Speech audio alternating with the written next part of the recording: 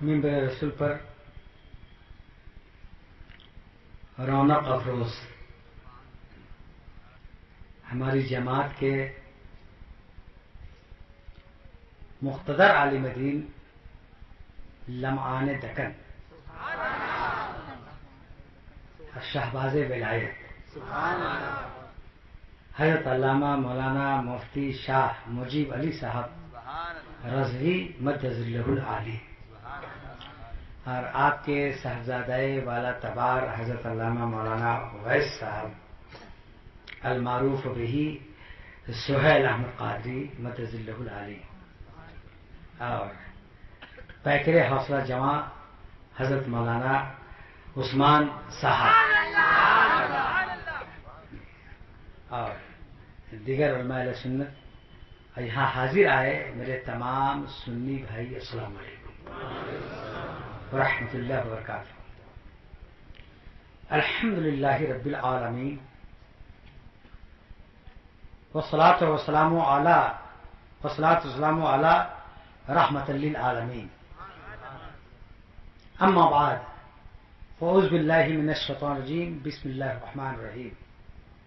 ولا تقولوا لمن يقتل في سبيل الله اموات بل احياء ولكن لا تشعرون ولنبلونكم بشيء من الخوف والجوع ونقص من الاموال والانفس والثمرات وبشر الصابرين صدق الله مولانا العظيم وبلغنا رسوله النبي الكريم ونحن على ذلك لمن الشاهدين والشاكرين والحمد لله رب العالمين۔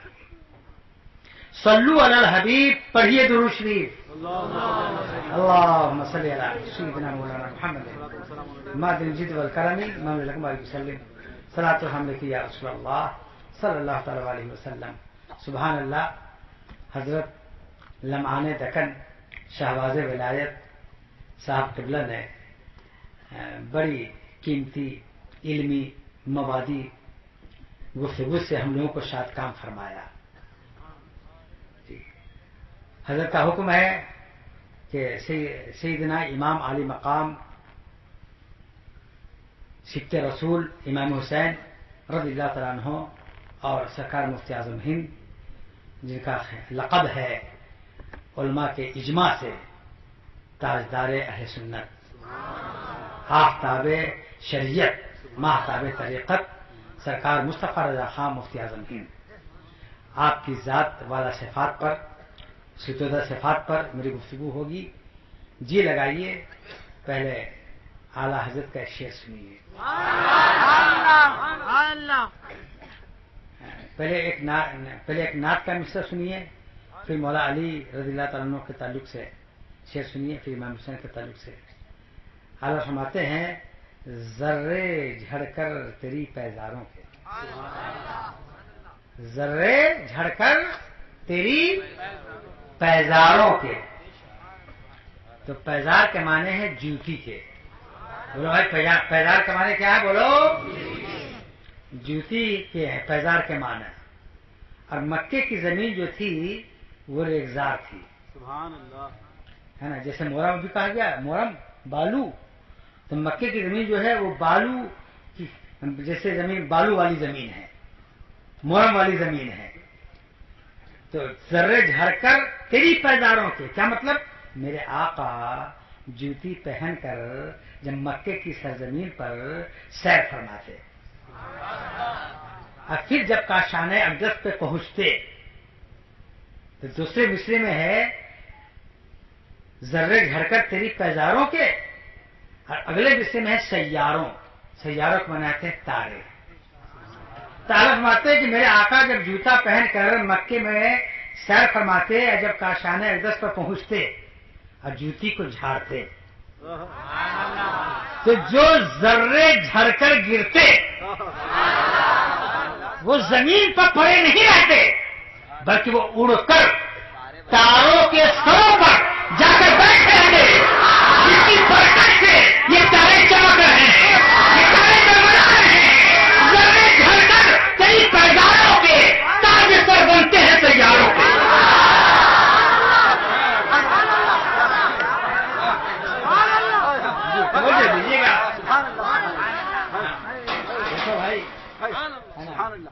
بہر تسلیم علی میدان میں، بہر تسلیم علی میدان میں، یہاں پر تسلیم کے معنی ہے سلام کرنے کے، یہاں پر تسلیم کے معنی کیا ہے بولو؟ سلام کرنے کے۔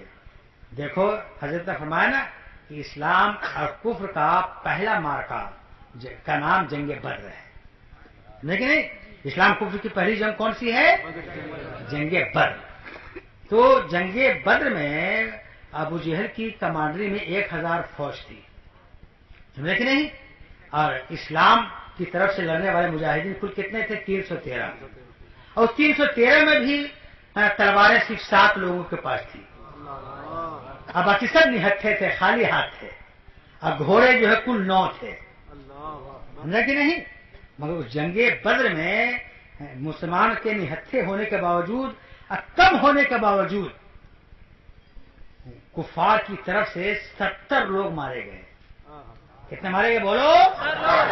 70 لوگ مارے گئے اور 70 قیدی ہوئے۔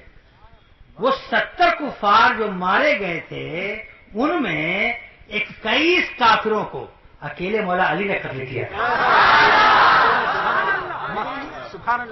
اور جنگ احد میں 14 کفار مارے گئے، ان 14 کفار میں 7 کافروں کو اکیلے مولا علی نے قتل کیا تھا، اور باقی 7 کو سب صحابہ نے مل کر۔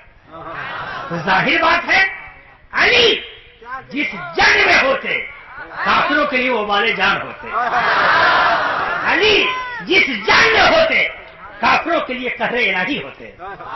تو کافروں کی بھی تمنا ہوتی کہ ایک علی کو اگر ہم صاف کر دیتے ہیں یہ جنگ میرے لیے ہلکی ہو جائے گی، چنانچہ 100 200 لوگوں کا غور یک بارگی علی کی طرف بڑھتا، اور 100 200 تلواریں یک بارگی علی پہ گرا کرتی تھی، مگر گر کے رہ جاتی تھی، علی کے تلواریں پہنچتی نہیں تھی، علی کے جسم کو تلوار کاٹتی نہیں تھی۔ کیوں؟ اس لیے کہ آدم فرماتے ہیں وہ تلواریں کاٹنے کے لیے نہیں گرتی، سلام کرنے کے لیے جھکا میدان میں سر جھکا کرتے ہیں تلواروں کے۔ کرو کنارے لگاؤ،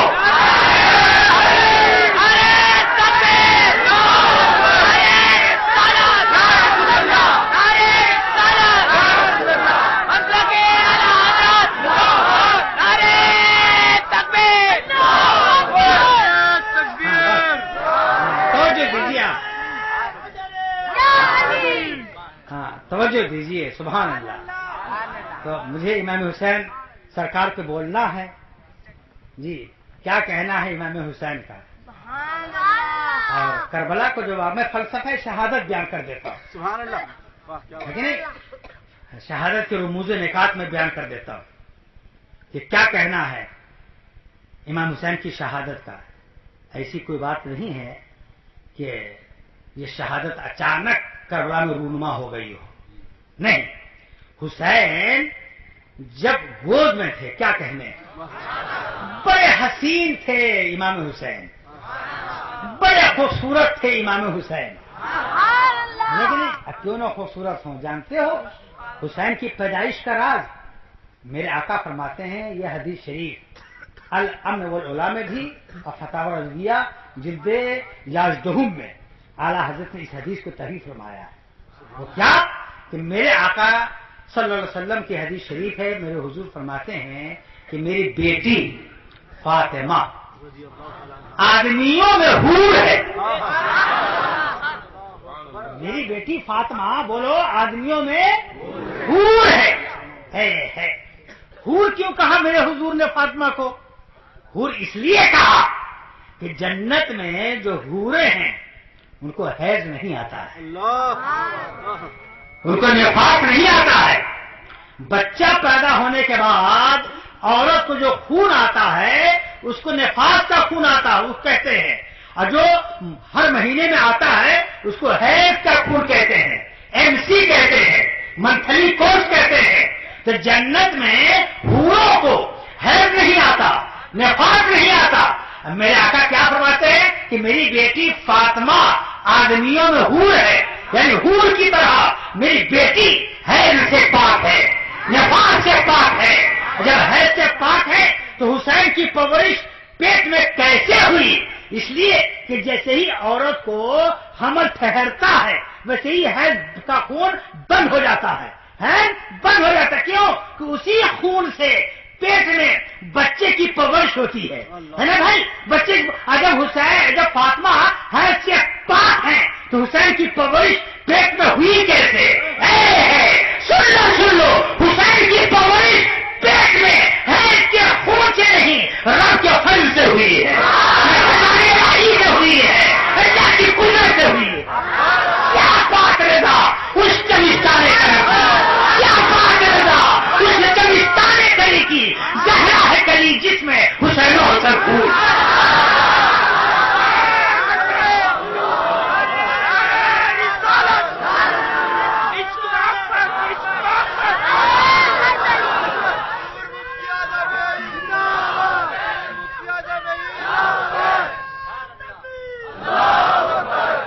جی لگائیے. حسین گود میں تھے جب ہی حضرت جبرائیل کربلا سے حسین کے مقتل کی مٹی، حسین کے مذبح کی مٹی نبی کی بارگاہ میں لے کر آئے تاکہ یا رسول اللہ یہ جو حسین آپ کی گود میں مچل رہے ہیں مستقبل میں لوگ اس کو شہید کر دیں گے. یہ ان کے شہادت کی جگہ کی مٹی ہے، سمجھے کہ نہیں؟ تو حضور نے اس مٹی کو ام سلمہ کے حوالے کر دیا، اپنی بیوی ام سلمہ کے حوالے کر دیا کہ اس کو شیشی میں رکھ لو. جس زمانے میں یہ مٹی خون میں تبدیل ہو جائے تو سمجھنا کہ حسین شہید ہو گئے. اب اس جگہ دو سوال پیدا ہوتا ہے، وہ یہ کہ کربلا کی مٹی لانے کے لیے جبرائیل ہی کا انتخاب کیوں ہوا؟ ہے نا بھائی، بے شمار ملائکہ ہیں، بے شمار فرشتے ہیں، جبرائیل ہی مٹی لے کر کیوں آئے؟ تو جبرائیل اس لیے لے کر آئے کہ جبرائیل کی عادت ہے، جبرائیل کی خصوصیت ہے کہ جبرائیل جب مٹی اٹھاتے ہیں تو عالم بنتا ہے. پہلی مرتبہ جبرائیل نے جب جنت سے مٹی اٹھائی تو یہ عالم بنا جسے ہم زمین کہتے ہیں، آسمان کہتے ہیں، شمس و قمر کہتے ہیں، بحر و بر کہتے ہیں، خشک و تر کہتے ہیں، کہکشاں کہتے ہیں، کوثر و قضا کہتے ہیں، باد سرا کہتے ہیں، نسیم سحر کہتے ہیں. پہلی دفعہ مٹی اٹھایا تو یہ عالم بنا. اے جبرائیل اب پھر آپ کربلا کی مٹی اٹھا رہے ہیں تو پھر کوئی عالم بنے گا؟ تو جبرائیل کہتے ہیں ہاں حسین کربلا میں عالم محبت بنائیں گے، عالم حق بنائیں گے، عالم عشق بنائیں گے، عالم جہاد بنائیں گے، عالم شہادت بنائیں گے.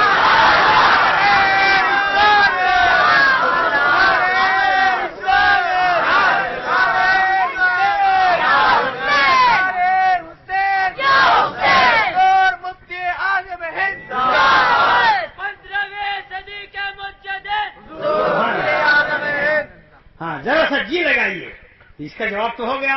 اور حضور صلی اللہ علیہ وسلم کی بیویاں 11 تھیں تو مٹی ام سلمہ ہی کو کیوں دیا؟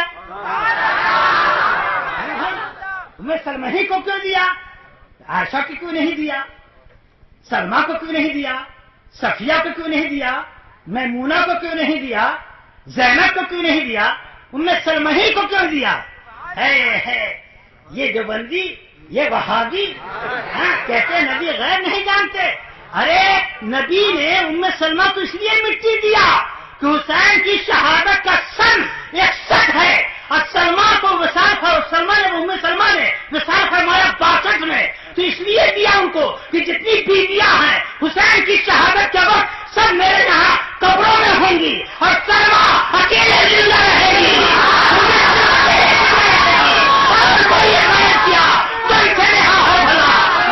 خدا ہی چھپا جب کر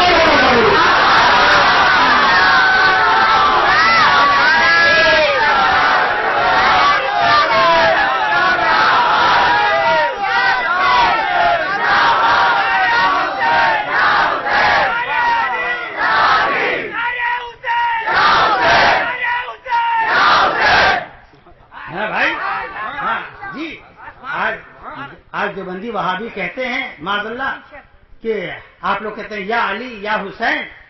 جی یہ کہتے ہیں کہ حسین اگر حضور کے محبوب تھے کہ نہیں تو ان کو بچانے کی دعا کیوں محبوب کیوں نہیں؟ میرے آقا صلی اللہ علیہ وسلم حسین کو کبھی چومتے بھی تھے اور کبھی سونگتے بھی تھے.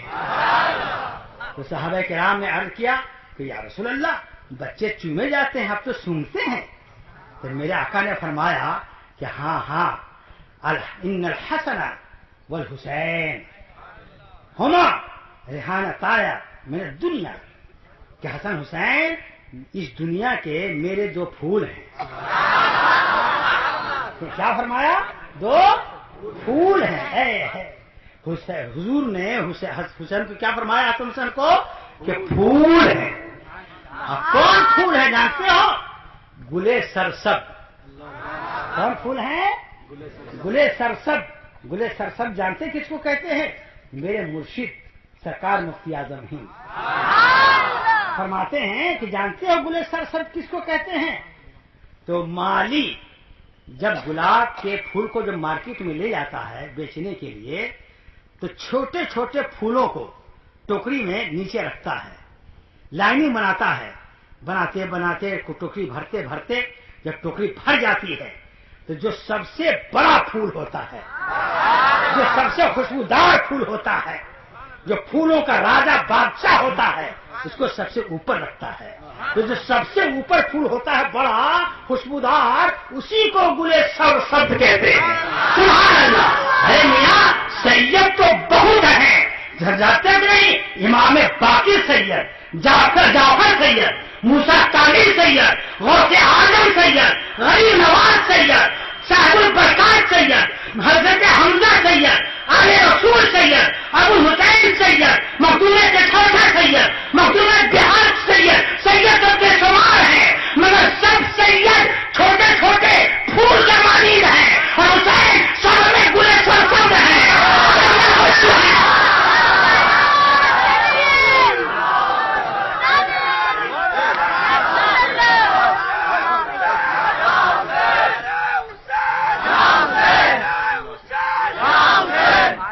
جی لگائیے ذرا سا. میں حضرت مسجد کے بارے میں فرمایا سبحان اللہ, میں بھی مسجد کے بارے میں کچھ عرض کروں گا, پھر کچھ دیر تقریر سن لیجیے آپ, مارکیٹ کی گفتگو سنیے آپ. تو کہنے کا مطلب یہ کہ نبی نے کیا فرمایا؟ پھول ہیں حسین. سبحان اللہ. یہ گلاب کا پھول جانتے ہیں کہ نہیں؟ حضور صلی اللہ علیہ وسلم جب معراج سے واپس ہوئے تھے تو جو پسینہ میں نبی کا ٹپکا اس سے گلاب کا پھول بنا. تو گلاب کے پھول کی خاصیت کیا ہے؟ سبحان اللہ, کہ درخت پر ہے جب بھی مہک رہا ہے, اب توڑ لیجئے جب بھی مہکے, اور دھوپ میں سکھا دیجئے جب بھی مہکے. اور حکیم لوگ گلاب کے پھول کو سکھا کر اس کو کوٹتے ہیں. اچھا سفوف بن جاتا ہے تو بعض مریض کو کہتے ہیں کہ کھاؤ, تو بعض مریض کو کھلاتے ہیں. تو وہ کوٹا ہوا گلاب کا پھول سفوف بنا ہوا ریزہ ریزہ جب مریض کھاتا ہے تو کافی دیر تک اس کا دہن مہکتا ہے نا بھائی. پھول درخت پر ہے تو مہک رہا ہے, گلاب ٹوٹ گیا تو مہک رہا ہے, اور دھوپ میں سوکھ گیا تو مہک رہا ہے, اور سفوف اسے کوٹ دیا گیا تو دہن مہک رہا ہے, جب بھی مہک رہا ہے. پیارے نبی حسین کو پھول فرما رہے ہیں, نبی کے کندھے پر ہیں جب بھی مہک رہے ہیں, زمین پر اترے ہوئے ہیں جب بھی مہک رہے ہیں, کربلا میں دھوپ میں جب سوکھ رہے ہیں جب بھی مہک رہے ہیں, یقینی گھوڑے جب جسم کو چور چور کر رہا ہے جب بھی مہک رہے ہیں, ایسے مہک رہے ہیں تاج حسین جو خوشبو سے اسلام کا گلشن مہک رہا ہے.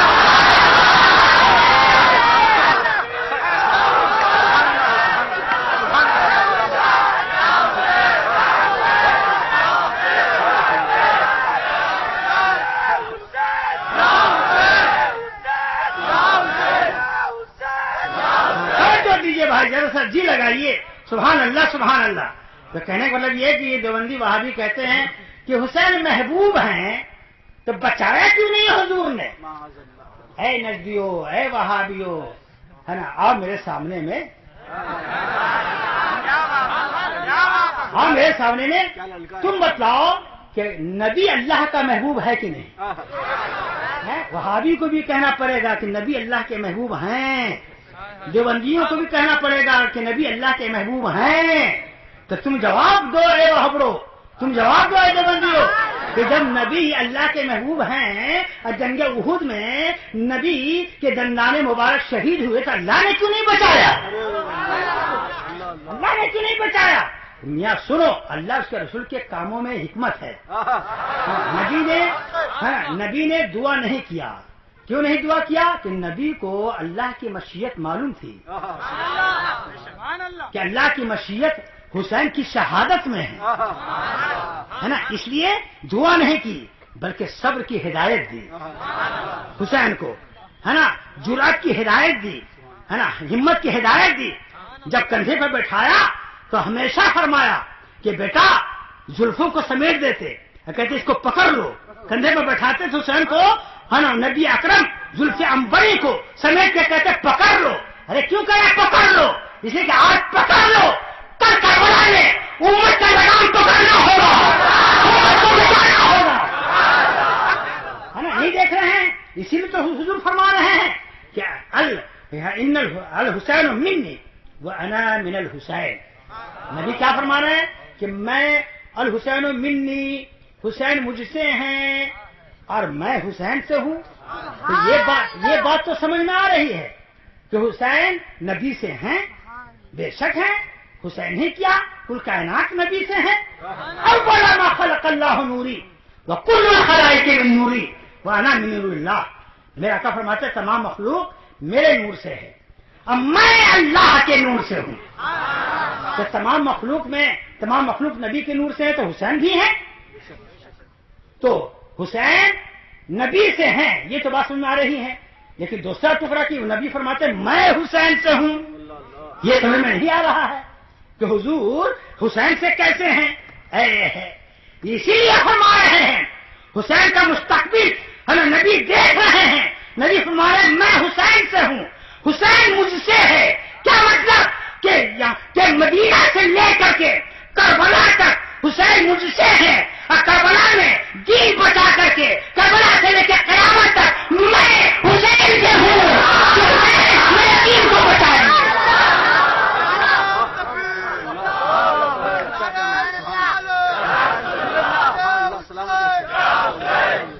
تو میرے بھائی عرض کرنا ہے کہ نبی صلی اللہ علیہ وسلم نے دعا نہیں کہ اس میں حکمت ہے، یہی ساری حکمتیں ہیں. پھر دوسری بات یہ ہے کہ میں آپ کو عرض کروں کہ مقام صحابہ پر حضرت علی کی عصر کی نماز مؤخر ہو گئی، نہ پڑھ سکے، قضا ہو گئی. تو حضور نے علی کے لیے سورج واپس فرمایا، ہے نا بھائی. علی کی ایک وقت کی نماز چھوٹ گئی تو حضور نے سورج واپس فرمایا. اس کے بعد فرمایا کہ تم عصر پڑھ لو. تو حضور نے علی کے لیے سورج واپس کیا. اور جنگ احزاب کے موقع پر، جنگ خندق کے موقع پر حضور صلی اللہ علیہ وسلم کی 4 وقتوں کی نماز چھوٹ گئی. کتنے وقتوں کی؟ 4 وقت کی نماز قضا ہو گئی. تو حضور نے اپنے لیے سورج واپس نہیں کیا. وجہ کیا ہے؟ اس میں حکمت ہے، اس لیے واپس نہیں کیا کہ اگر واپس کر دیتے تو لوگوں کو قضا نماز پڑھنے کا طریقہ کیسے معلوم ہوتا، کیسے طریقہ معلوم ہوتا. تو حضور نے اپنے لیے سورج واپس نہیں کیا تاکہ حضور اس کو قضا کرے تو امت کی نماز چھوٹ جائے تو قضا کرنے کا سنت کا طریقہ معلوم ہو جائے. اس میں راز ہے. اب حسین پر یہ سوال کرتے ہیں ارے بھائی ہم لوگ جتنے سنی ہیں یا حسین یا حسین یا حسین، ہم حسین کو پکارتے ہیں، مدد مانگتے ہیں حسین سے. تو ان کا کہنا یہ ہے کہ حسین کٹ گئے، علی اصغر کٹ گئے، علی اکبر کٹ گئے، ارے جو کل کا کل کٹ گئے وہ تم کو کیسے بچائیں گے، ہے نا بھائی. یہ دیوبندی وہابی بڑے بے لگام ہیں، ہے نا. اللہ تعالیٰ ان کو ذلیل و خوار کرے، ان کی ہلاکت کا سامان کرے. ان نزدی کی وجہ سے پورے عالم میں جناب علی اتھل پتھل ہے نا. اللہ تعالیٰ اس سے نجات عطا فرمائے امت مصطفیٰ کو. یہ کہتے ہیں حسین خود نہ بچ سکے تو تم کو کیا بچائیں گے. ارے نادان ہم سے سن، ہم سے سن، ہم سے ایک ہے اللہ کی قدرت اور ایک ہے اللہ کی عادت. بولو بھائی، ایک ہے اللہ کی قدرت اور ایک ہے اللہ کی عادت. ہے نا بھائی؟ اللہ کی عادت کیا ہے؟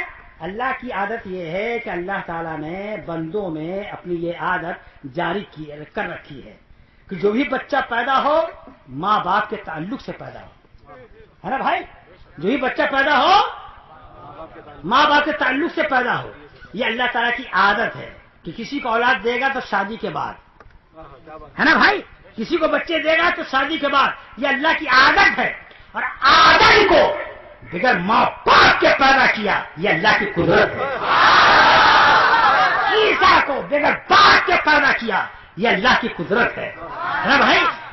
جتنے اولیاء ہیں اکابر اولیاء، خصوصیت کے ساتھ امام حسین، ان کو اللہ تعالیٰ نے ہے نا اپنی صفت کا مظہر بنایا اور فرمایا کہ حسین آپ عادت کے مطابق زندگی گزاریے اور جب ضرورت پڑے تو قدرت دکھائیے. حسین کا کربلا میں حسین کی عادت نظر آ رہی ہے اور قدرت نظر نہیں آ رہی ہے.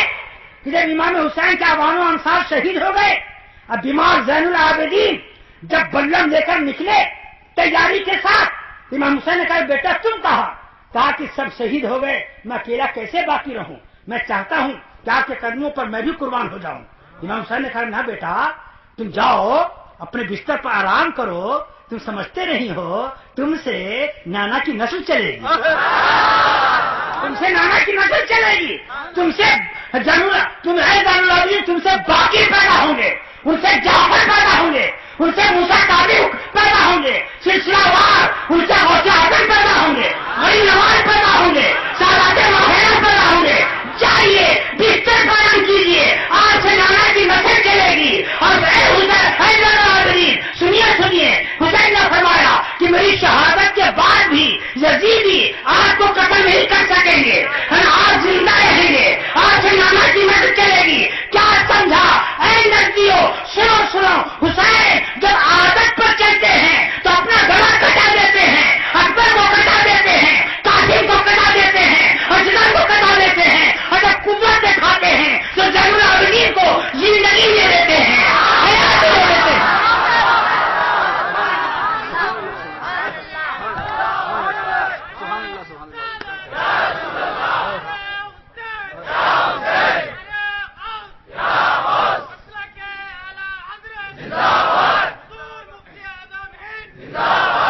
میں اختیار دیکھنا چاہتا ہوں حسین کا، اور دکھلا دو اختیار. بولو بھائی دکھلا دو.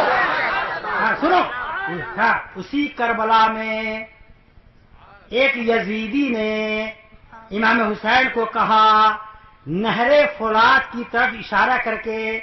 فرات لوگ بولتے ہیں، فرات جو ہے کربلا سے 30 کلومیٹر دور ہے. کربلا میں فرات کی نہر پھوٹی ہوئی تھی، لیکن نہیں، ہاں کربلا تو فرات تو 30 کلومیٹر دور ہے نا. نہر پھوٹی ہوئی تھی کربلا میں. ہاں نہر بھی اس دور میں بڑا تھا، اچھا تھا، پانی بڑا صاف و شفاف تھا، چمکیلا تھا. ایک یزیدی نے امام حسین کو مخاطب کر کے کہا کہ دیکھ رہے ہیں کیسے چمک رہا ہے نہر فرات، چرند پرند پی رہے ہیں، کیڑے مکوڑے سیراب ہو رہے ہیں. حسین تم نہیں پی سکتے، تیرے گھر میں ایک قطرہ پانی نہیں جا سکتا، تم پی نہیں سکتے ہو، ترس رہے ہو پانی دیکھ دیکھ کر کے. بس اتنا کا کہنا تھا. امام حسین نے رب سے عرض کیا، مولا یہ مجھے تانا دیتا ہے پانی کا، اسے تو پیاسا مار، اسے تو پیاسا ہلاک کر دے. اتنا کا کہنا تھا. اس شخص کے ہاتھ سے گھوڑے کا باغ چھوٹ گیا. اب وہ گھوڑا پکڑنے کے لیے دوڑا، 2-4 قدم کے بعد پیاس لگی اس کو. دوڑنے کے بعد آواز دیا یزیدیوں کو، العطش، میں پیاس سے مر رہا ہوں، کوئی مجھے پانی پلا دو. دوڑے یزیدی آئے جی، مشک کا منہ اس کے منہ میں ڈال دیا کہ پی کتنا پیتا ہے، لیکن ایک قطرہ بھی مشک کا پانی اس کے حلق کے نیچے نہیں اتر سکا. پیاس چکتا ہوا، مشک کا پانی مشک میں رہ گیا اور وہ پیاسا مر گیا ایڑی رگڑ کر کے. حسین نے یہ کرامت دکھا کر اعلان کر دیا کہ اے یزیدیو سنو، پانی پر پہرا تمہارا हमारी है, तुम्हारा है, और हुकूमत हमारी है।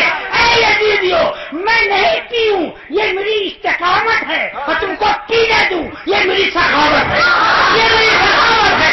वो किसकी गाड़ी में रबदार सदा हो जो नजर लिए राहे गदा देखता हो।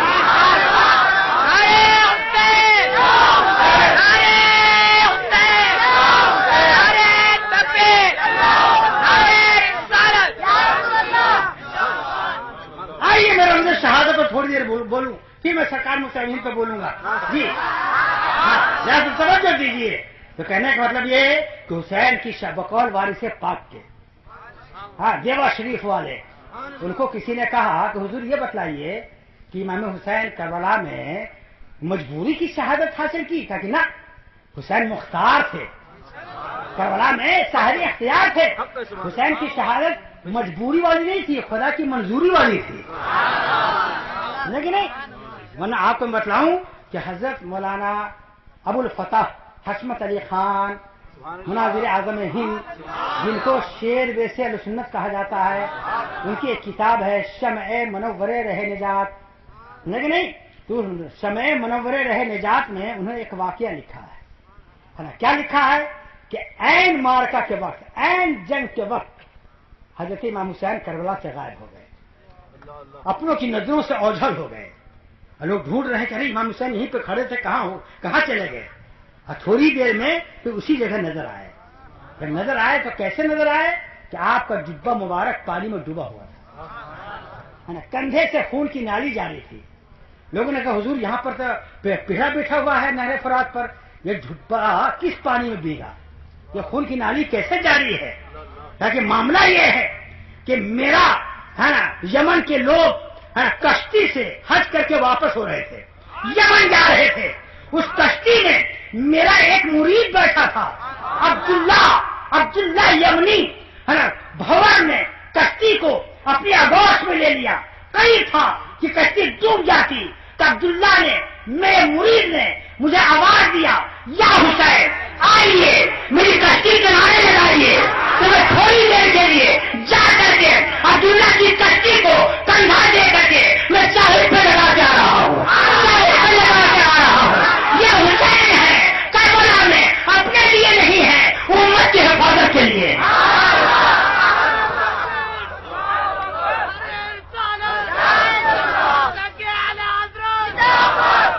आइए एक एक दो बात मैं करूं, इसलिए कि सरकार मुस्तामीन पे भी बोलना है, मस्जिद पे भी बोलना है।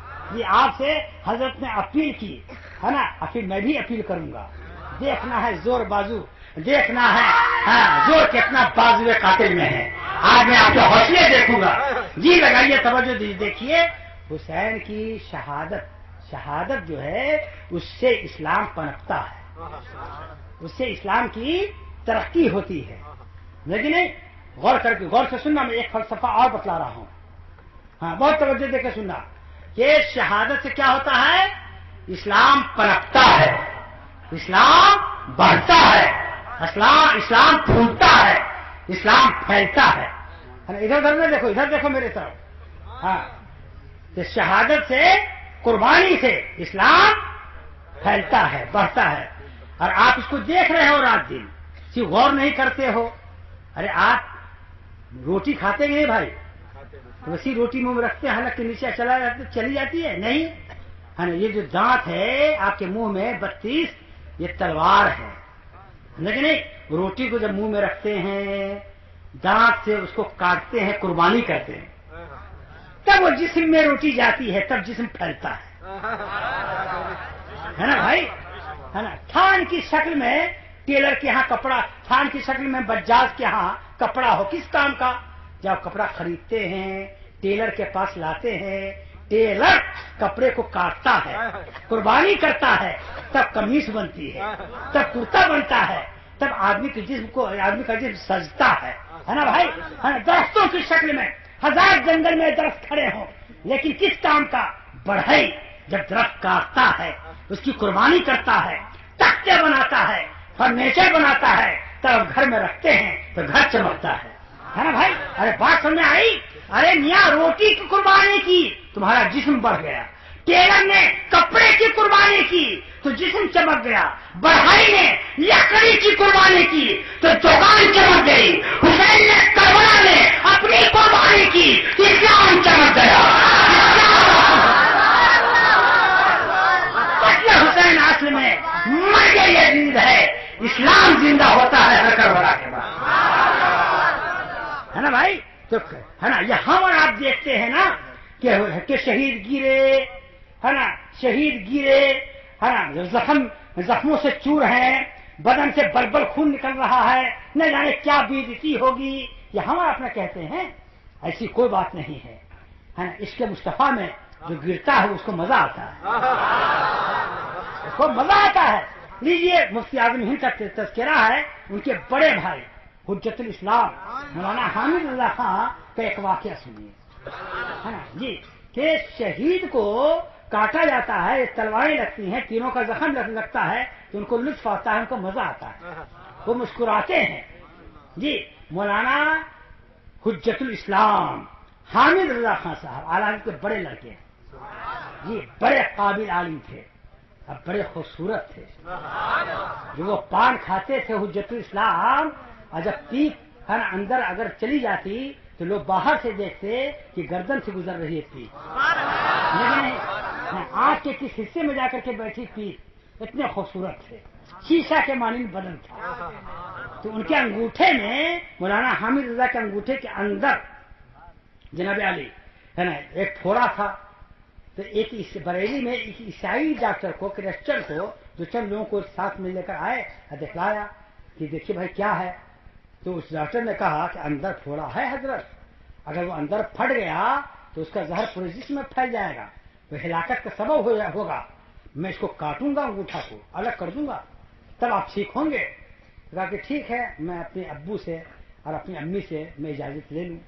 گھر آئے، گھر آنے کے بعد اعلیٰ حضرت سے، اپنی والدہ ماجدہ سے ڈاکٹر کی تجویز رکھی، ڈاکٹر نے کہا ہے کہ انگوٹھا کاٹنا ہوگا، آپ کی کیا رائے ہے؟ تو اعلیٰ حضرت نے اور آپ کی امی نے، والدہ نے کہا کہ جائیے کٹوا لیجیے، اس کے بغیر کوئی چارہ نہیں ہے تو کٹوا لیجیے۔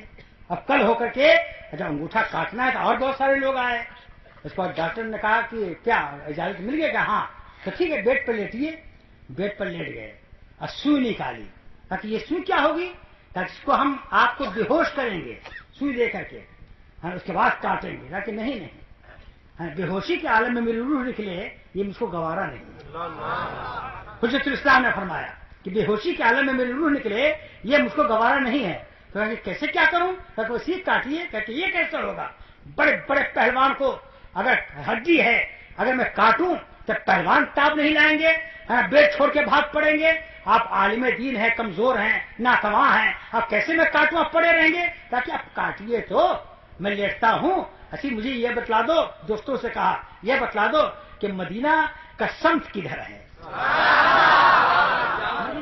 مدینہ کا سمت معلوم کر لیا، وہ اسی کی طرف رخ کر لیا، کہا کہ کاٹیے، اب ہم حضور کی بارگاہ میں حاضر ہیں، اب ہم درود و سلام پڑھ رہے ہیں، اب درود و سلام پڑھ رہے ہیں وہ، اور وہ کاٹ رہا ہے عیسائی ڈاکٹر، اور جھک جھک کر کے دیکھ رہا ہے کہ دیکھیں کیفیت کیا ہے۔ جب پیشانی پر سلوٹ نہیں ہے، ہونٹوں پر درود و سلام ہے، کاٹتا جا رہا ہے اور معائنہ چہرہ کا کرتا جا رہا ہے کہ پیشانی پر سلوٹ نہیں ہے، ہونٹوں پہ مسکراہٹ ہے۔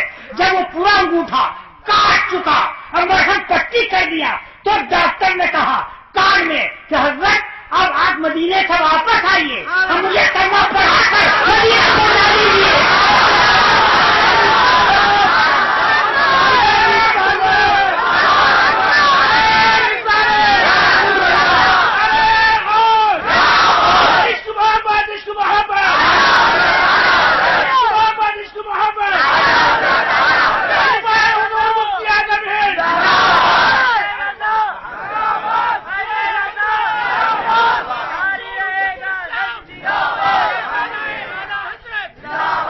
سبحان اللہ سبحان اللہ، ذرا محبت کے ساتھ درود و سلام پڑھیے۔ اللہم صلی اللہ سیدنا مولانا محمد مادنی جود و کرمی من لکم بارک وسلم صلاۃ و سلام علیک یا رسول اللہ صلی اللہ تعالی علیہ وسلم۔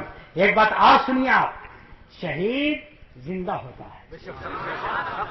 ہے نا بھائی، شہید زندہ ہوتا ہے۔ یہ وہابی دیوبندیوں کا عقیدہ ہے تقویۃ الایمان میں، کیا عقیدہ ہے نا؟ یہ لوگ بڑے جھوٹے ہوتے ہیں، فراڈی ہوتے ہیں، بس خیریت چاہتے ہو تو لمعان دکن شہباز ولایت کے دامن سے لپٹے رہو. وہ بھیڑیے ہیں، بھیڑیے دیوبندی وہابی بھیڑیے ہیں، بھیڑیے. ان کے دامن میں تم چھپے رہو گے، یہ بھیڑیے واپس چلے جائیں گے، تم مدینہ پہنچ جاؤ گے. نہیں ہاں، یہ بھیڑیے جو ہیں ان کا جو سرگنا ہے اسماعیل دہلوی، وہ تقویۃ الایمان میں لکھتا ہے، جھوٹا کہتا ہے کہ نبی فرماتے ہیں کہ میں بھی ایک دن مر کر مٹی ملنے والا ہوں. یہ نبی پر اس نے افترا کیا. ایسی کوئی حدیث نہیں ہے، نہ بخاری میں، نہ مسلم میں، نہ ابن ماجہ میں، نہ نسائی میں، نہ ترمذی میں، کسی بھی صحیح ستہ یا غیر صحیح ستہ کسی بھی حدیث کی کتاب میں یہ حدیث نہیں ہے کہ حضور نے فرمایا کہ میں بھی مر کے. یہ نبی پر الزام لگایا جہنمی، نبی پر وہ بات منسوخ کی جو نبی صلی اللہ علیہ وسلم نے نہیں فرمایا. سمجھا کہ نہیں؟ ہاں، تو بلکہ نبی نے تو یہ فرمایا ہے کہ اللہ نے زمین کو ان اللہ حرم علی الارض ان تاکل اجساد الانبیاء فنبی اللہ حی ولا یرزق ویرزق، کہ بے شک اللہ نے زمین کو حرام قرار دیا ہے کہ کسی نبی کے کفن کو میلا کرے. جتنے انبیاء ہیں سب قبر میں زندہ ہیں، ویرزق انہیں روزی دی جاتی ہے. جی ہاں، یہ ایک بات ہے. بیٹھو بیٹا، بیٹھو بیٹھو، تقریر سنو پہلے غور سے، مارکے کی بات سنو. ہاں، میں ایک بات ضرور کہوں گا، وہ یہ کہ قرآن نے حسین کی زندگی کا اعلان کر دیا ہے نا. علی اصغر، علی اکبر، امیر حمزہ، شہدائے بدر، شہدائے احد، سب کی زندگی کا اعلان کر دیا. بل احیاء، جو قتل کیے گئے بلکہ یہ زندہ ہیں، ہے نا. وانتم لا تشعرون، اور تم ان کی زندگی سے بے خبر ہے نا. تو شہید حسین کی زندگی کو بیان کر دیا، علی اصغر کی زندگی کو بیان کر دیا. نہ قرآن میں یہ نہیں ہے کہ ان الانبیاء احیاء، بے شک انبیاء زندہ ہیں. حدیث میں تو ہے، قرآن میں نہیں ہے. اس کا کیا جواب ہے کہ قرآن میں نبی کی زندگی کا ذکر نہیں ہے صراحتاً؟ اس کا کیا مطلب ہے؟ کہ مطلب یہ ہے کہ قرآن کا دستور ہے، قرآن کا دستور ہے، قرآن کا قانون ہے، قرآن کا ضابطہ ہے کہ قرآن جب چھوٹی چیز کو بیان کر دیتا ہے تو بڑی کو چھوڑ دیتا ہے، کہ چھوٹی سے بڑے کا مرتبہ سمجھ لو، ہے نا. جیسے قرآن میں آیا ہے ولا تقل لهما اف ولا تنہرهما، کہ ماں باپ کو ہوں نہ کہو. اللہ کیا فرماتا ہے؟ ماں باپ کو ہوں نہ کہو. کیا مطلب؟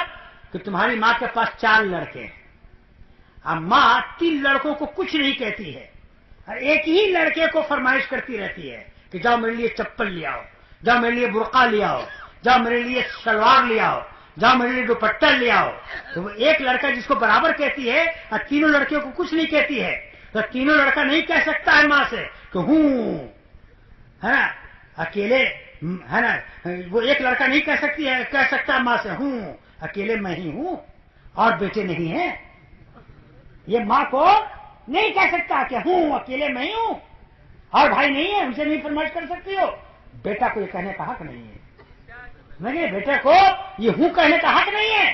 ہاں میاں، یہ تمہاری تقدیر ہے کہ سب بھائی کو چھوڑ کے صرف تمہیں سے کہتی ہے، تمہارا نصیبہ ہے، تمہاری تقدیر ہے. میرے آقا کی بارگاہ میں ایک بھائی بیٹھا رہتا تھا رات دن، ایک بھائی کھٹتا تھا، نوکری کرتا تھا. تو اس بھائی نے جو نوکری کرتا تھا حضور سے کہا کہ حضور اکیلے میں ہی تو کماتا ہوں، یہ تو رات دن آپ کے پاس بیٹھا رہتا ہے. تو میرے حضور نے فرمایا کہ سنو تجھے کیا معلوم، یہ میری بارگاہ میں جو بیٹھتا ہے اسی کی برکت سے اللہ تیری کمائی میں برکت دیتا ہے، اللہ تیری کمائی میں برکت دیتا ہے. جس کو یہ حدیث دیکھنا ہو الامر اولا میں دیکھ لے. تو کہنے کا مطلب یہ ہے کہ قرآن نے کہا ماں باپ کو ہوں نہ کہو. یہ تو نہیں کہا کہ ماں باپ کو مارو نہیں، ماں باپ کو دھکے نہ دو، ماں باپ کو گالی مت دو. یہ تو نہیں کہا. کیا کہا؟ ہوں نہ کہو. تو کیا مطلب؟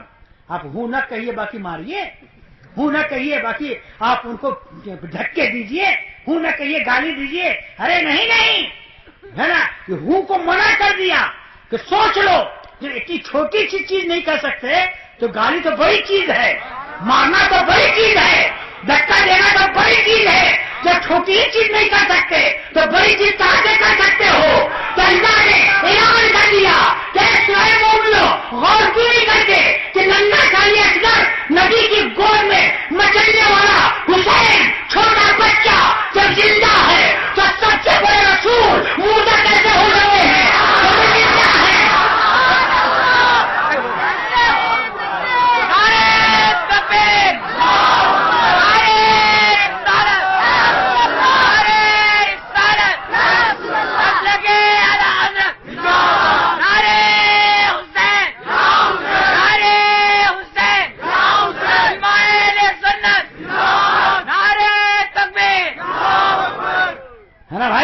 حضرت نے بہت خوب تقریر فرمائی، سبحان اللہ، پرانے عالم ہیں، مفتی اعظم غوث اعظم اعلیٰ حضرت خواجہ کی نواز کے فیض سے ان کا رونگٹا رونگٹا بھرا ہوا ہے جی، ہر علامہ لمعان دکن شہباز ولایت کا رونگٹا رونگٹا رحمت الہی میں ڈوبا ہوا ہے، جتنا چاہو ان سے فیض حاصل کر لو۔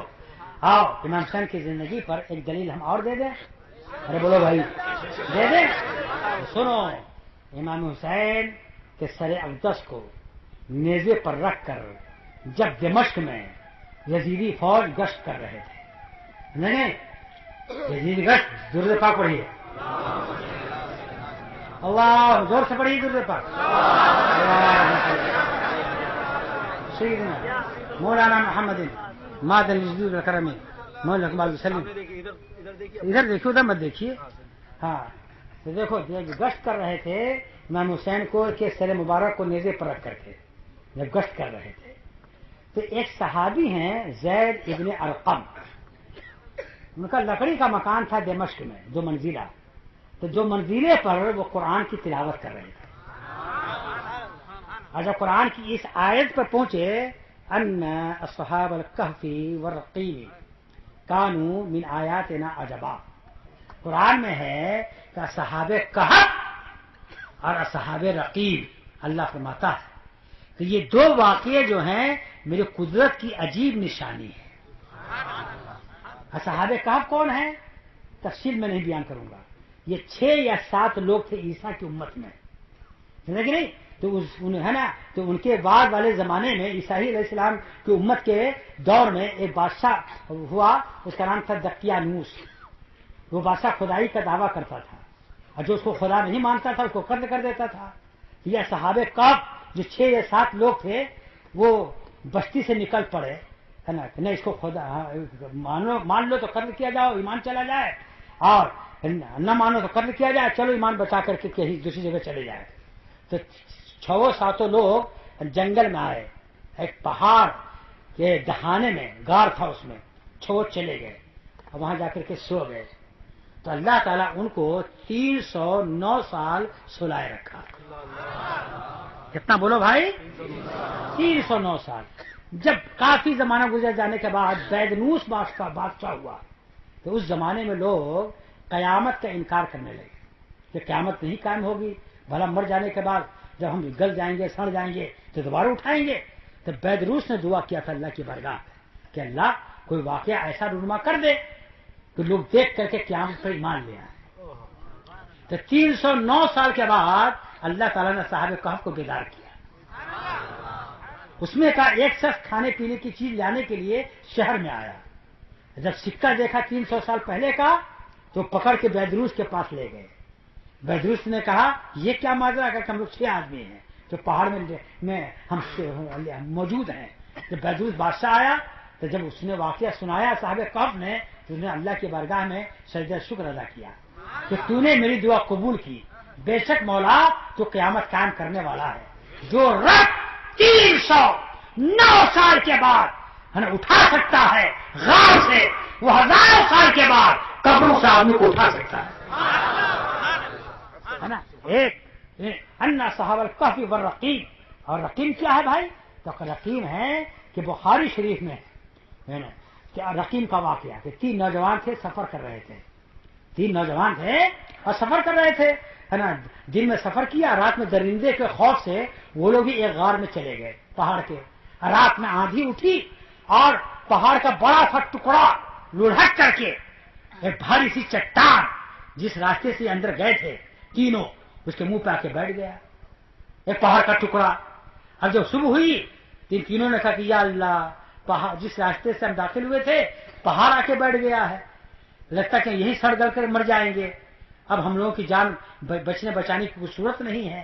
تو ایک نے کہا کہ اتنی جلدی اللہ تعالیٰ کی رحمت سے مایوس مت ہو جاؤ.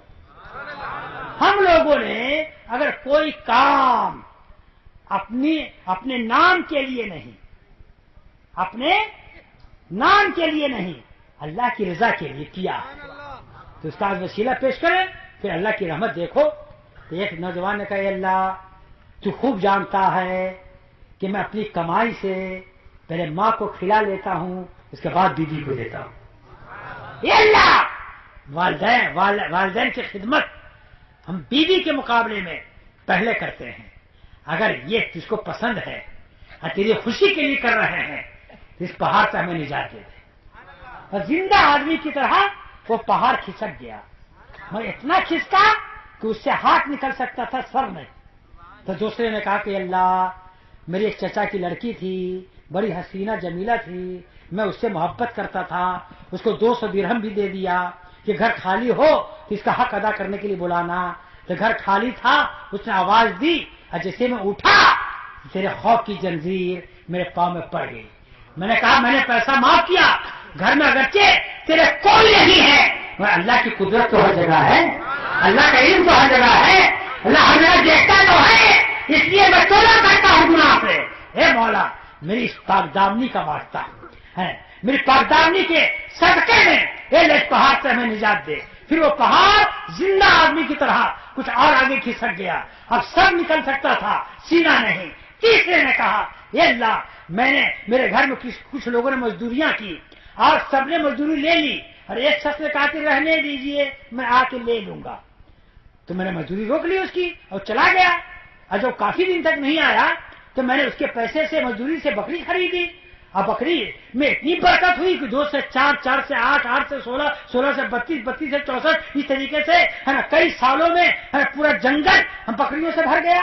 ایک زمانے کے بعد وہ مزدور آیا تاکہ میری مزدوری، اے اللہ، میں نے بددیانتی نہیں کی، میں چاہتا تھا الگ سے مزدوری دے دیتا، لیکن اسی کی مزدوری کی بکری خریدی میں نے اور اتنی بڑھ کر کے ہو گئی ہزاروں.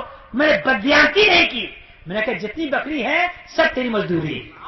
اے اللہ، اس دیانت کے صدقے میں اس پہاڑ سے مجھے آزاد کر دے. بس پہاڑ بہانہ چھوڑ کے الگ ہو گیا. یہ تینوں نکل آئے، ہے نا. صحابہ کریم، صحابہ رقیم، ان تینوں کے واقعے کہتے ہیں. اور صحابہ کا آپ نے سن لیا 300 سال سونے والے کو، تو اللہ فرماتا ہے کہ 300 سال کے بعد میں نے صحابہ صاحب کو جگایا اور پہاڑ میں نیک عمل قبول کر کے میں نے الگ کر دیا، ہے نا، میں نے اپنی قدرت سے الگ کر دیا. یہ میری قدرت کی عجیب نشانی ہے. اللہ کی قسم، زید بن ارقم کہتے ہیں کہ میں اپنی چھت پر قرآن کی آیت پڑھا تو صحابہ کہف اور صحابہ رقیم کا واقعہ اللہ فرماتا ہے یہ میری قدرت کی کا عجیب واقعہ ہے. تو اللہ کی قسم میں نے کان سے سنا نیزے پر حسین کو بولتے ہوئے کہ اے زید بن ارقم اور صحابہ کہف اور رقیم سے بھی زیادہ تعجب خیز واقعہ میرا ہے کہ میں نیزے پر بول رہا ہوں، میں نیزے پر بول رہا ہوں. زندہ ہو جاتے ہیں جو مرتے ہیں حق کے نام پر. اللہ اللہ وہ کو کس نے مسیحا کر دیا.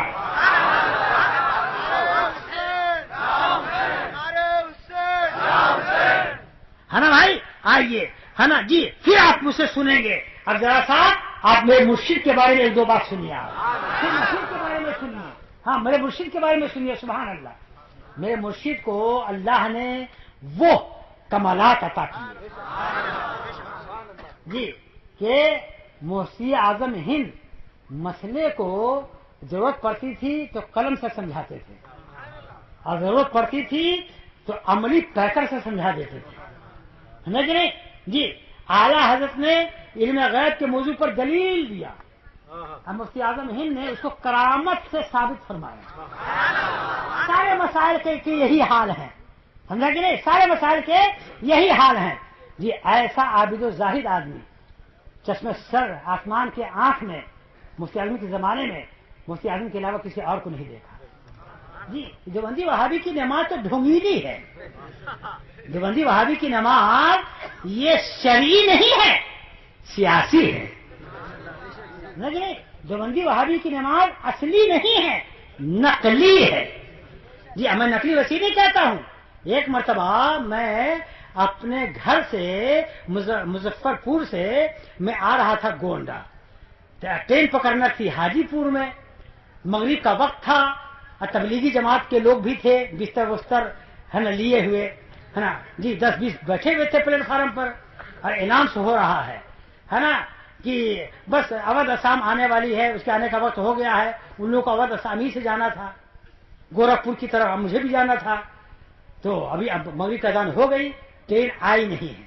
جیسے ہی یہ لوگ کھڑے ہوئے نماز پڑھنے کے لیے, ادھر نیت باندھ کے کھڑے ہوئے, اور ٹرین آ کے پلیٹ فارم پر کھڑی ہو گئی. جی جیسے ہی کھڑی ہوئی ہے نا, اب تینوں کی حالت خراب ہے نا. جی اب کھڑا ہے ایسے دیکھ رہا ہے کہ چل رہی ہے کہ کھڑی ہے. جی کوئی رکوع میں ہے تو ایسے دیکھ رہا ہے نا کہ چل رہی ہے کہ رکی ہے. کوئی سجدے میں ہے تو کن پٹی کے بل دیکھ رہا ہے, چل رہی ہے کہ کھڑی ہے نا. اور جیسے ٹرین چلی تو جو کھڑا تھا کود کے بیٹھ گیا, جو رکوع میں تھا اچھل کے بیٹھ گیا, جو سجدے میں تھا وہ دوڑ کے بیٹھ گیا. یہ سیاسی نماز ہے. اصلی نماز دیکھنا چاہتے ہو تو مفتی اعظم کے پیٹر میں گورکھپور میں ٹرین کھڑی ہے, سیٹی دے رہی ہے, عصر کا وقت ہے. مفتی اعظم فرماتے ہیں اپنے خادم سے کہ جاؤ وضو کا پانی لاؤ, عصر کا وقت ہو گیا ہے. وضو کیا, نہایت ہی اہتمام کے ساتھ, انتظام کے ساتھ, پوری توجہ کے ساتھ تعمیر وضو فرمایا. اس کے بعد آپ نیت باندھنے لگے. ٹرین سیٹی دے رہی ہے, لوگوں نے حضور ٹرین جا رہی ہے, لیکن جانے دیجئے, ٹرین چلی جائے گی تو آئے گی, اور نماز چلی جائے گی تو واپس نہیں آئے گی. اللہ اکبر. ٹرین چلی جائے گی تو واپس آئے گی. آپ نے نیت باندھی, آپ خشوع خضوع کے ساتھ نماز ادا کیا, ایک سلام پھیرا, اور دوسرا سلام جب پھیرا تو کسی ٹیکنیکل خرابی کی وجہ سے جو ٹرین جا چکی تھی پھر واپس آ کر ٹرین پہ کھڑی ہو گئی, ٹرین پہ کھڑی ہو گئی. جو چل کے عالم میں نکلے لگے مومن سے وہ بات حقیقت میں تقدیر رہی ہے, جن کی ہر ادا سنت مصطفیٰ ان کی نورانی صورت بلا کھڑا.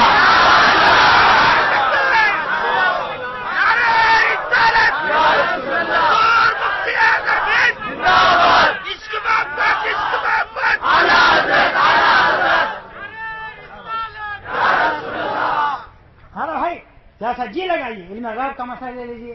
مفتی اعظم ہند نے کیسے ہے نا کرامت سے علم غیب کا اثبات فرمایا ہے نا بھائی. جی آج اعلیٰ حضرت کی محبت سے لوگ چڑھتے ہیں, چڑ ہیں چاہے مر جائیں. جی ہم کو کیا لینا دینا, ہم تو اتنا جانتے ہیں کہ اعلیٰ حضرت کی محبت سبحان اللہ مدینے کا سراغ ہے, تیرے غلاموں کا نقش قدم ہے, راہ خدا وہ کیا بہت سکے جو یہ سراغ لے کے چلے. ہے نا اعلیٰ حضرت رضی اللہ تعالیٰ عنہ کو ہم کیوں چاہتے ہیں, کیوں مانتے ہیں, سبحان اللہ, کیوں قربان ہے اعلیٰ حضرت پر. تو یاد رکھیے گا کیوں قربان ہیں ہم اعلیٰ حضرت پر, کہ اعلیٰ حضرت نے ایسی باتیں ہمیں قرآن و حدیث سے نکال کر دکھلائی کہ لوگوں نے قرآن پڑھا مگر وہاں تک نگاہ نہیں پہنچی, حدیث پڑھا وہاں تک نگاہ نہیں پہنچی. جیسے مثال کے طور پر سنیے, ہے نا ایک آیت میں بتلاتا ہوں, وہاں پر جو عالم نے معنی بیان فرمایا سمجھایا ہے نا کوئی عالم سمجھا نہیں سکے. تو اعلیٰ حضرت نے مجھے اپنے خدا داد ذہن سے راہ حق عطا فرمایا. کیا فرماتے ہیں دیکھیے گا, عالم الغیب فلا یظہر علی غیبہ احدا الا من ارتضی من رسول. غور سے سنیے گا بس, ہاں ایک دو بات عرض کر کے اب مسیح کے تعلق سے بیان کر کے میں تقریر ختم کروں گا, توجہ سے دیجیے سنیے تقریر. اللہ فرماتا ہے کہ اللہ اپنا غیب کسی کو نہیں بتاتا. اللہ اپنا غیب بولو کسی کو نہیں بتاتا الا من ارتضی من رسول، ہاں پسندیدہ رسول کو بتاتا ہے۔ اللہ اپنا غیب کسی کو نہیں بتاتا۔ وہ کون ہے کسی جس کو نہیں بتاتا؟ ہے نا بھائی؟ وہ ہے جن، وہ ہے جنات، وہ ہے نجومی، وہ ہے کاہن، ہے نا؟ جن حضور کے زمانے میں جنات غیب کے دعوے دار تھے، شروع ہی سے غیب کے دعوے دار ہیں۔ سلیمان علیہ السلام جب جناتوں کو مسجد اقصی کی تعمیر کے لیے لگا دیا اور خود لاٹھی زمین پر ٹیک کر کے اور اس کے دستے پر ہتھیلی رکھ کر اور ٹھڈی رکھ کر نگرانی کرنے لگے، سمجھے کہ نہیں؟ ادھر کھڑے ہوئے اور اللہ نے روح قبض کر لیا۔ اور جنات ہے نا کہ پتھر اٹھا رہا ہے، گارا بنا رہا ہے، مسجد اقصی کی دیوار چن رہا ہے، اور 3-4 مہینے کے بعد دیکھے کہ سلمان ہے کہ چلے گئے، ہم لوگ مر رہے ہیں، لیکن نہیں تو دیکھیے کہ کھڑے کے کھڑے ہیں، پھر کام میں لگ جائے، اگر چھوڑ کے بھاگیں گے تو اصل یہ کھڑے ہیں، بہت ماریں گے، لیکن نہیں بہت ماریں گے۔ 1 سال تک، یہ کتنے سال تک؟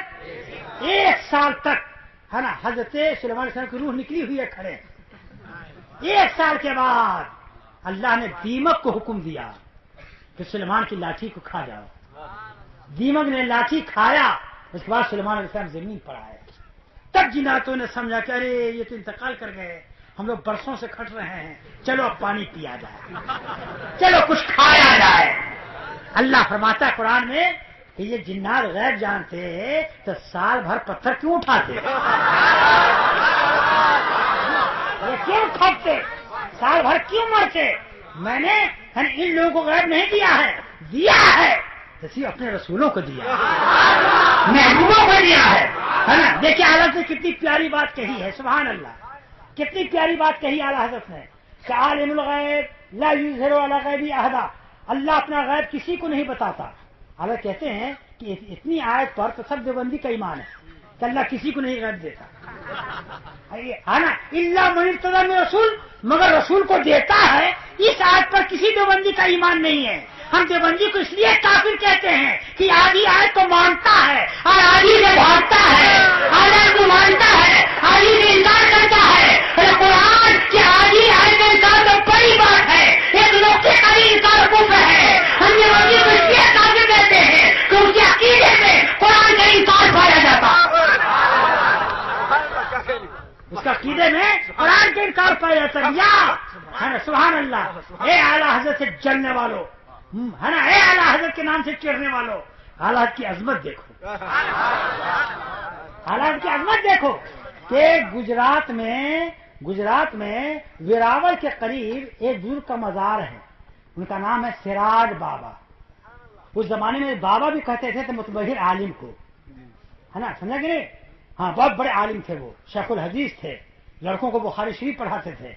اعلیٰ حضرت کی پیدائش سے 250 سال پہلے کے تھے، اعلیٰ حضرت کی پیدائش سے 250 سال پہلے تھے، تو بخاری شریف پڑھا رہے تھے، تو اس میں علم غیب کی بات آ گئی۔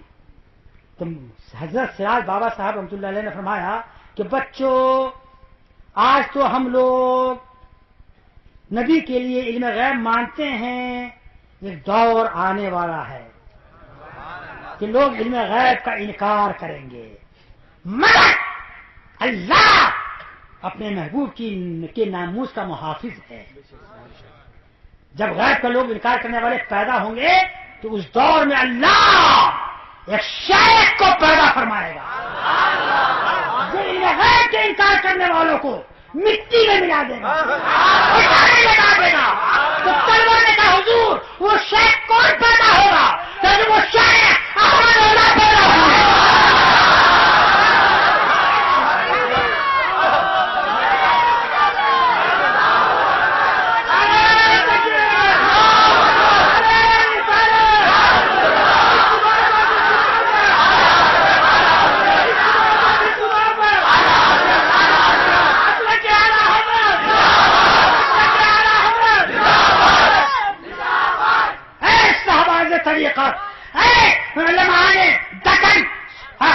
مولانا عثمان صاحب سنیے، आपने इस इलाके का नाम वादी रजा का रखा है। ये रजा, ये वादी भी रजा की है, ये पहाड़ियां भी रजा की है, वादी रजा की है, कोई हिमालय रजा का है। जिस शब्द देखिए वो सब इलाका रजा का है। बिरादरान मिल्लत इस्लामिया जी। तो इल्म गैब के मौजू पर कितनी उम्दा आयत से इस्तदलाल फरमाया आला हजरत ने, नहीं कितना उम्दा इस्तदलाल फरमाया। और उसको इल्म गैब को मेरे मुर्शिद ने करामत के जरिए साबित किया। वो कैसे कि एक मर्तबा सरकार मुफ्ती आजम हिंद दिल्ली गए निजामुद्दीन औलिया के यहाँ फातिहा पढ़ने के लिए। सामने ही में तबलीगी जमात का मरकज है जी। कितने बेहया लोग होते हैं, 10 बाई 10 रूम में 100 भरे रहते हैं जी। मालूम ही नहीं होता है कि आदमी की जगह हो, लगता है कि मुर्गी फार्म हो, ये आदमी फार्म मालूम हो रहा है नहीं जी। जब उन लोगों को मालूम हुआ कि बरेली शरीफ के मौलाना अहमद रजा के छोटे साहबजादे आए हैं, चलो उनका इम्तहान लिया जाए। तो 3 अमीर तैयार हुए। कितने? 3 अमीर तैयार होकर चलो उनसे छेड़छाड़ किया जाए, कुछ मसला मसाइल पूछा जाए। एक अमीर वो था जो जिसकी बीवी में माँ में अनबन हो गई, तो बीवी की मोहब्बत में माँ को धक्के दे दिया था, माँ गिर गई थी और उसको माँ से कहा भी कि किसी से कहना नहीं, वरना जो पैसा आ रहा है मरकज से वो बंद हो जाएगा। ताकि मैं कहे को किसी से कहूंगी, अल्लाह तुमसे समझेगा, अल्लाह तुमसे बदला लेगा। लेकिन दूसरा अमीर वो था जो अपनी नौकरानी से मुंह काला कर चुका था, अब पैसा दे करके उसका मुंह बंद कर दिया था। तीसरा अमीर वो था जो यतीम का माल खाए बैठा था और डेकार तक नहीं लिए हुआ था जी। ये तीनों अमीर गए मुफ्ती आजम हिंद के बारगाह में, है ना। अब बैठ गए और कहने लगे कि आप कहाँ से आए हैं? तो हजरत ने फरमाया बरेली शरीफ से आया। क्या नाम है? इस फकीर को मुस्तफा रजा कहते हैं। मौलाना अहमद रजा कौन होते हैं? कहा कि मेरे वालिद माजिद हैं। कहा कि मैं आपसे कुछ पूछ सकता हूँ? कहा कि पूछिए। कहा कि हुजूर को इल्म गैब है? तो हजरत ने फरमाया कि आपका क्या अकीदा है? तो हमारा अकीदा ये है कि अल्लाह ने गैब नहीं दिया किसी को। कहा कि क्या दलील है? तो वही 10-5 मिनट आए बाएं साहब बका वो लोग एंड बैंड मोटे स्टैंड किया। उसके बाद कहा कि अब आप दलील दीजिए, है ना। कहा कि और कोई दलील रह गई हो हुजूर के गैब न जानने पर तो वो दे दीजिए। लेकिन बस खत्म हो गई, तो अब आप दलील दीजिए।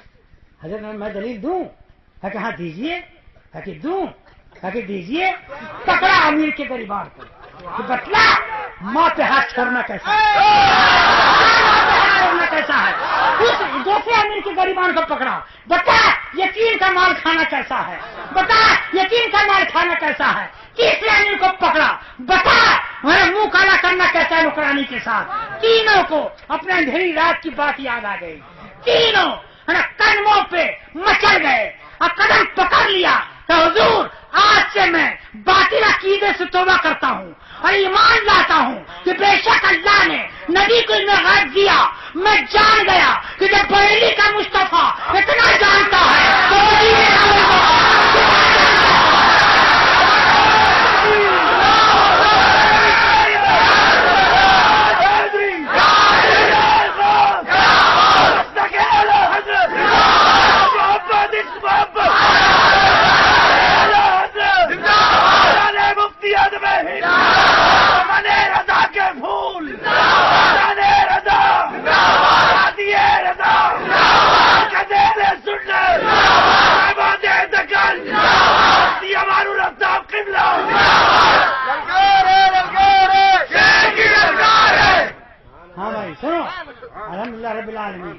मेरे मुर्शिद का क्या कहना है?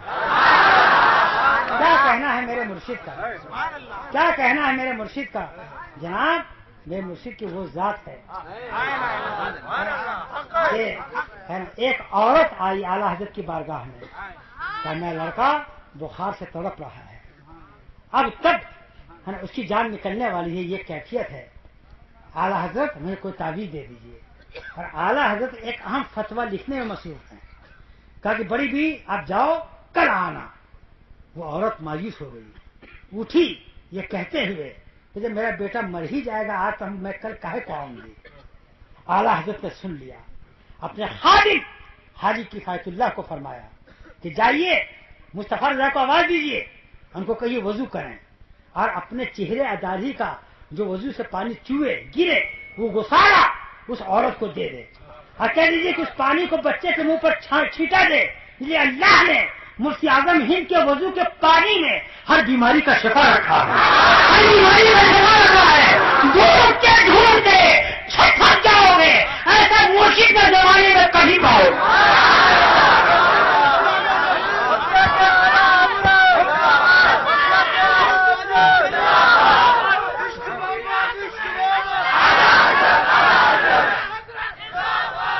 تو میرے بھائی الحمدللہ رب العالمین ہمارے شیر دکن, لمعان دکن, جی تنویر دکن, تفسیر دکن, جی شہباز ولایت علامہ مجیب علی صاحب قبلہ.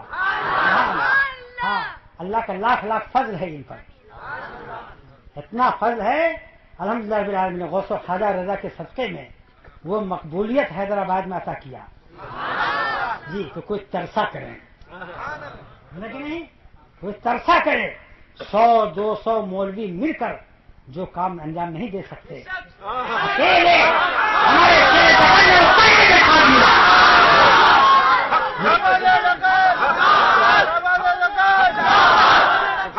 اور جی اور مولانا عثمان جیسا مضبوط بازو اللہ نے ان کو عطا کر دیا. جی یہ بازو وہ ہے کہ کربلا میں کہنے دیجیے عباس علم بردار ہو گئے تو یزیدیوں کے پتے پانی ہو گئے, اور عثمان حضرت کے علم بردار ہیں. انشاءاللہ یہ رضا مزید بڑھ کے رہے گی.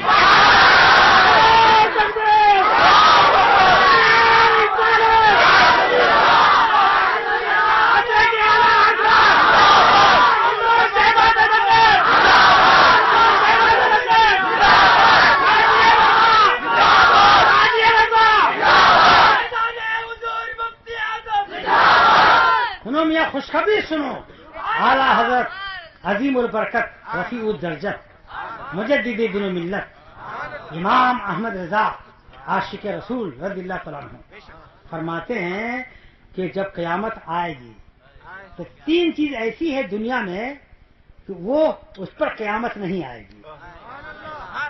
ایک کعبہ ہے, ایک کعبہ ہے کہ جب سور پھونکا جائے گا تو کعبہ مکے سے چلے گا اور مدینہ پہنچے گا. نبی اقدس اپنی قبر سے اٹھتے ہوں گے 70,000 فرشتوں کے جلوں میں, ہاں 70,000 فرشتوں کے جلوں میں. کاش محشر میں جب ان کی آمد ہو, کاش محشر میں جب ان کی آمد ہو, بھیجے سب ان کی شوکت پہ لاکھوں سلام. مجھ سے خدمت کی قدسی کہیں ہاں اللہ مصطفیٰ جانے رحمت پہ لاکھوں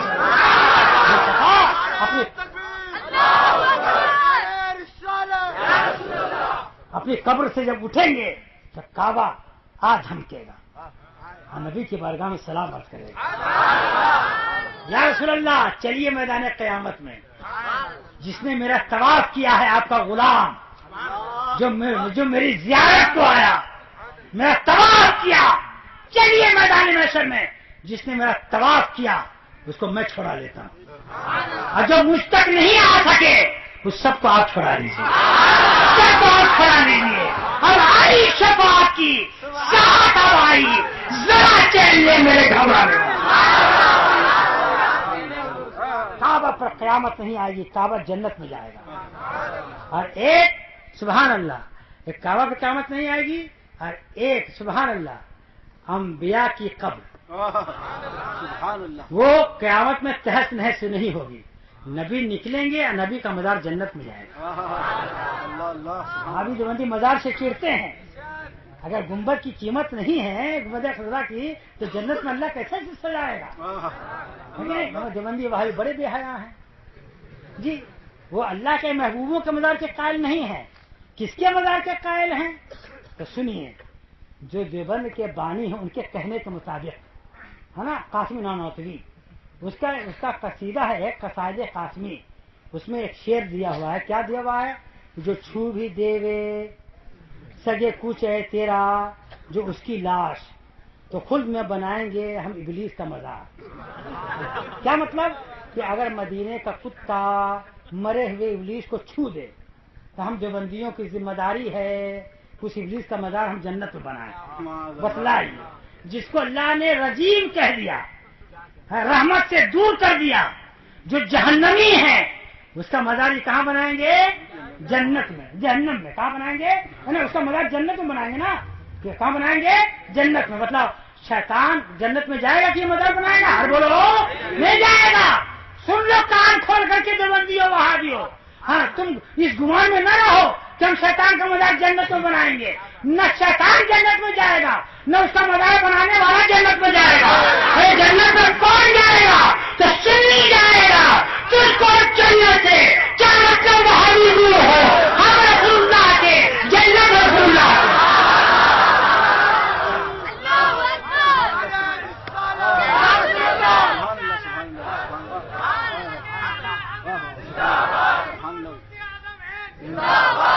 اچھا بھائی، تیسری وہ کون سی چیز ہے نا جو فنا نہیں ہوگی، فرشتوں کے کندھے پر جنت میں جائے گی؟ وہ کون ہے؟ وہ مسجد ہے. وہ سنی مسجد ہے جو مسجد جنت میں جائے گی، ہے نا. قیامت میں وہ آسمان اور زمین کی طرح روح کے گالے کی طرح تباہ نہیں ہوں گے. مسجدیں کہاں جائیں گی؟ جنت میں. حالت فرماتے ہیں کہ انشاءاللہ اللہ بڑا کریم ہے کہ جب مسجد میں جانے میں لگے گی تو ایک فرشتہ ندا کرے گا کہ اس مسجد کو بنانے والے کہاں ہیں، نماز پڑھنے والے کہاں ہیں. مسجدوں کی دیوار پہ چپک جائیں اور لگ کر کے جنت میں چلے جائیں.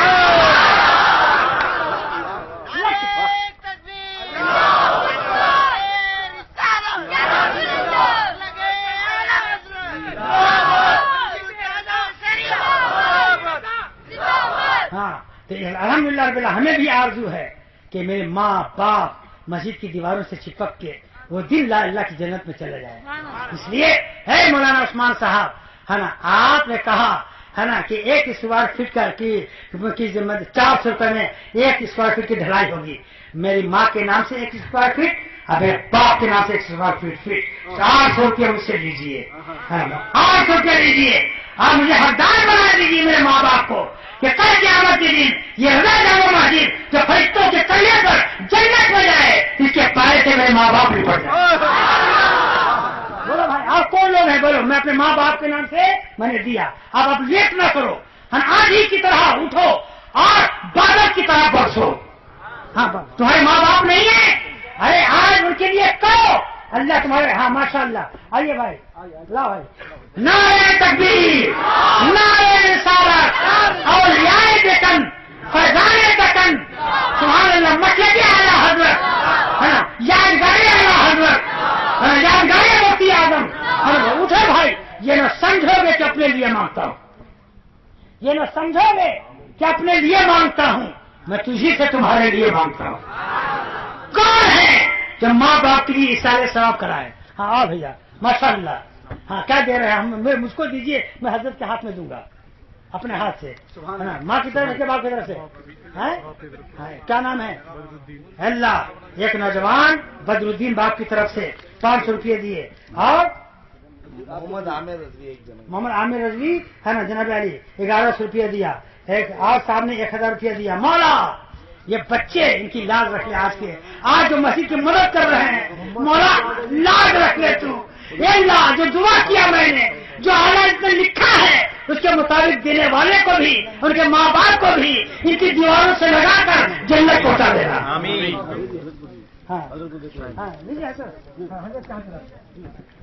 ماشاء اللہ. سبحان اللہ، سبحان اللہ، سبحان اللہ، سبحان اللہ. اعلیٰ کا فیضان ہو رہا ہے. غوث پاک کی دیوانے اٹھ رہے ہیں. عبدالستار صاحب 1000 روپیہ. نعرہ تکبیر. محمد رضی الدین صاحب کتنے؟ 400 روپیہ. سبحان اللہ. محمد غفور قریشی 500 روپیہ. عبدالغفور قریشی صاحب 500 روپیہ. صوفیہ صاحب 500 روپیہ. آپ نام بولیے. वालदा, क्या नाम है आपका? ताहिरा बेगम। हाँ, शहरबानो के ताहिरा नाम बेगम। से, ताहिरा बेगम के नाम से 500 रुपया शहरबानो की तरफ से, उनके बच्चों ने 500 रुपया। मौला इन बच्चों के हौसले की लाज रखो। मौला हजरत सवाजी तरीके से, हाँ, हजरत ये लीजिए, सुभान अल्लाह। अब तो इनसे दुआएं लो, है ना?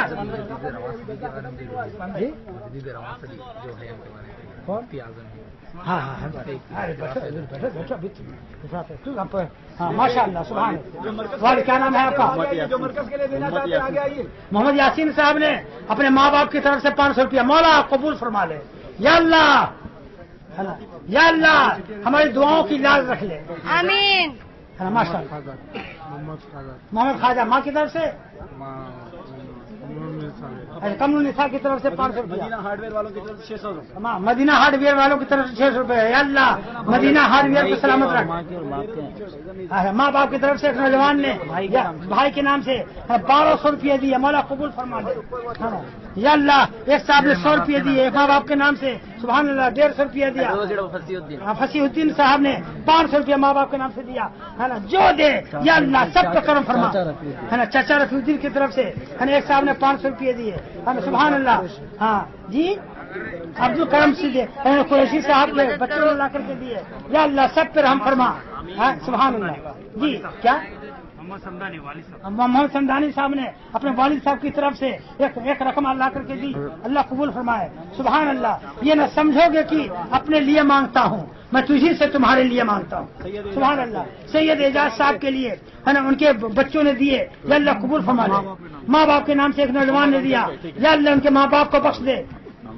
मोहम्मद अमजद साहब के नाम से 3600 रुपये। हाँ, अमेरिका से मोहम्मद अमजद साहब ने खबर किया है फोन पर कि मेरे माँ बाप की तरफ से, है ना, 1 गज जमीन की ढलाई हो, 3600 रुपया। नारे तकबीर, नारे रिसालत, मदीने का फैजान सलामत रहे, मदीने की रहमत सलामत रहे, है ना? सुभान अल्लाह सुभान अल्लाह। वाह, हम नहीं जानते थे। हाँ, फिरोज साहब की तरफ से 3600 रुपये। हाँ, अमेरिका से फिरोज साहब की तरफ से 3600 रुपया। और यहाँ के लोग जो आसमान के बारिश की तरफ बरस रहे हैं, या अल्लाह ये अपने लाख बरस रहे हैं, तो अपने करम के लाख इन पर करम बरसा दे। या अल्लाह इन नौजवानों की लाज रख ले, इनकी रोजी व रोटी में बरकत दे। सुभान अल्लाह सुभान अल्लाह, सुभान अल्लाह सुभान अल्लाह। वाह वाह वाह, माशा अल्लाह, सुभान अल्लाह सुभान अल्लाह, है ना? उठो भाई, वाह भाई वाह, अल्लाह कबूल फरमाए। वालिदा वालिद की तरफ से एक नौजवान ने दिया। सब लोग खाना खा करके जाएंगे, आप खाएंगे तो मैं खाऊंगा, और आप चले जाएंगे तो मैं भी चला जाऊंगा। माँ बाप की तरफ से एक साहब ने दिए 500 रुपया। अल्लाह कबूल फरमाए, सुभान अल्लाह सुभान अल्लाह। माशाअल्लाह अमजद साहब एक और अमेरिका के हैं, वो भी 3600 रुपया दे रहे हैं। या अल्लाह जो लोग जहाँ हैं, अल्लाह उसकी तो हिफाजत फरमा। या अल्लाह, है ना, उससे तो अपना फजल फरमा, है ना? जज़ाकल्लाह फिद दारैन खैरा। या अल्लाह इन नौजवानों की दोनों जहान में, है ना, परवरदिगार आलम, है ना, इन पर फल फरमा, रहम फरमा। सुभान अल्लाह सुभान अल्लाह। करना चाहते हैं वो आगे आए। हाँ बिल्कुल, आ जाओ भाई, आ जाओ, आगे आ जाओ। हाँ, जो लोग खड़े हैं वो बैठ जाएं। आप लोग खाना खाएंगे तो मैं खाऊंगा, आप चले जाएंगे तो मैं भी चला जाऊंगा। हाँ सुभान अल्लाह सुभान अल्लाह। हाँ आइए भाई, माशाअल्लाह। हाँ जी, हमने आसमान को बरसते देखा था, हैदराबाद के लोगों को बरसते नहीं देखा, आज देख लिया जी। अल्हम्दुलिल्लाह रब्बिल आलमीन।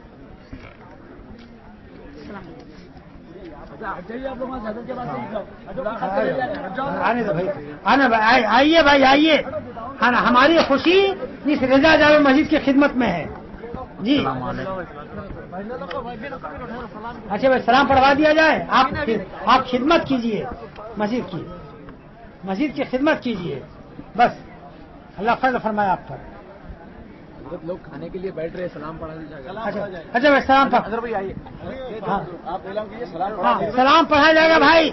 सुन्नी की मजलिस, आला हजरत अर्जा मस्जिद की मजलिस बगैर सलाम की उठ नहीं सकती है।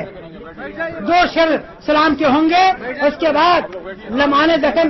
हाँ बैठो भाई, सलाम पढ़ा।